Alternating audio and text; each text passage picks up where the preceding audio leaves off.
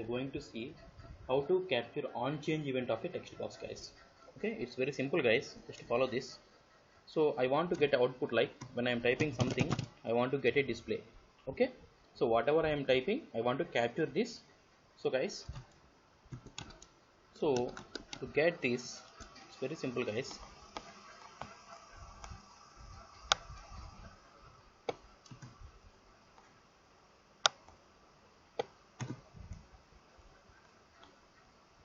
So I have a one text box. Okay guys, I have one text box. That name is username and value I have assigned is username only. Okay, placeholder is username. So to capture this, so I want to save these values, right? So I'm going to use one variable constant.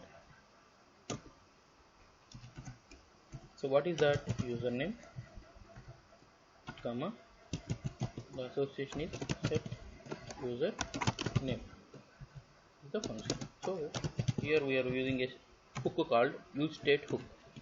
Okay, by default it will be empty, guys. So if you are not aware of use state hook, please see our previous videos to get it understand. Okay guys, so I am having a username, I have declared it here. So I am setting this to the set username function. So when I am changing, when I am typing in a text box, I want to get it there, right guys? So when I am typing something, I want to get it there. So now I am getting no, right?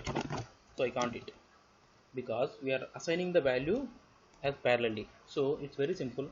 So I have to write a one event called onChange. So onChange event. So here in the onChange event, I would like to write handler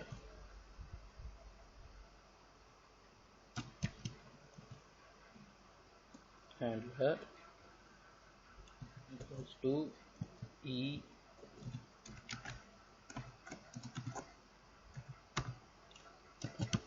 set username.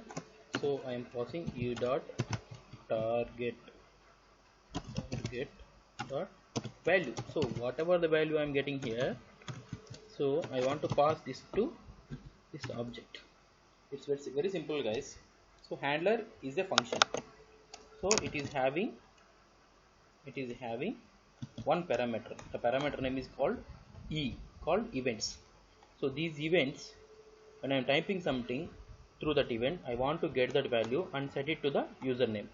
So what we are doing here, this username we are displaying where?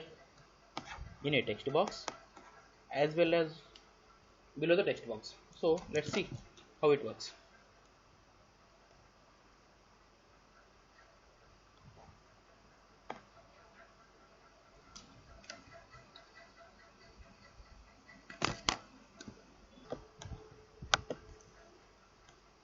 So here we are having, I think we have missed the constant.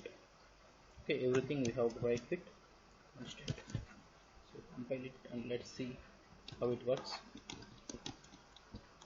So here I am typing, so it's getting. So this is what we are calling it as an onChange event. So in a onChange event, we are calling a handler function. The handler functional is declared here as a arrow function. Here we are setting the username to a React hook. So this hook where we are using, we are displaying it below. This is very simple, guys. Okay.